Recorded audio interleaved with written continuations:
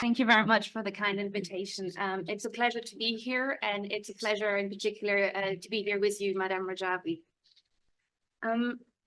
As we've heard this evening, and as Madam Rajavi has highlighted, Iranian authorities over the past years have committed a litany of crimes under international law.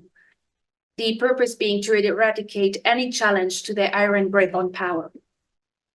The UN Special Rapporteur on the situation on human rights in Iran has warned the Human Rights Council earlier this year that the scale and gravity of violations committed by Iranian authorities pointed to the possible commission of international crimes, notably the crimes against humanity of murder, imprisonment, enforced disappearances, torture, rape, and sexual violence and persecution. In particular, we've witnessed an intensified crackdown on women. And this is in response to the remarkable leadership and active involvement of women in the ongoing uprising. But because of that, the regime has adopted a new bill, which brings with it a series of punitive measures directed at women and girls who fail to wear the hijab. It's quite right. We need to ring the bell on the urgent matters in Iran. So with respect to this bill, a number of UN experts have expressed serious concern, and they've gone so far as to describe the bill as a form of gender apartheid.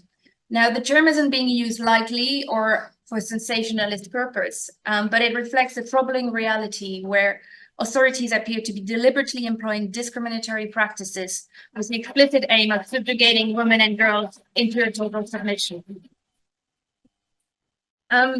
Just last week, Amnesty International released a comprehensive report, 120 pages, that cast a spotlight on the egregious use of rape and other forms of sexual violence as tools of torture, intimidation, and punishment against peaceful protesters.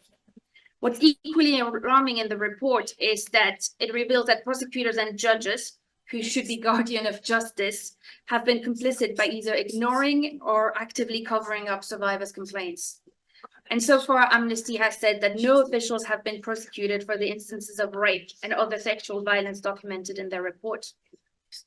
However, as we've heard today, there are no perspective for justice domestically.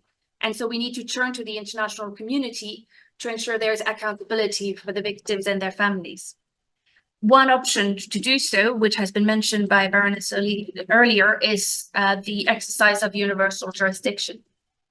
However, in the meantime, insofar as Iran is concerned, the UK can also exercise universal jurisdiction under the Criminal Justice Act of 1988 with respect to the crime of torture. And this is a case for acts of torture committed in or after 1988. And the jurisdictional reach of that act is much broader, since it doesn't require individuals to be residents or national in the UK. It's enough for them to be merely present on UK territory.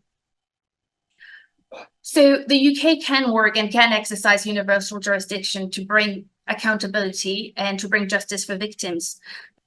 The UK is home to a vibrant and engaged Iranian diaspora, and there's also a number of Iranian supporters here.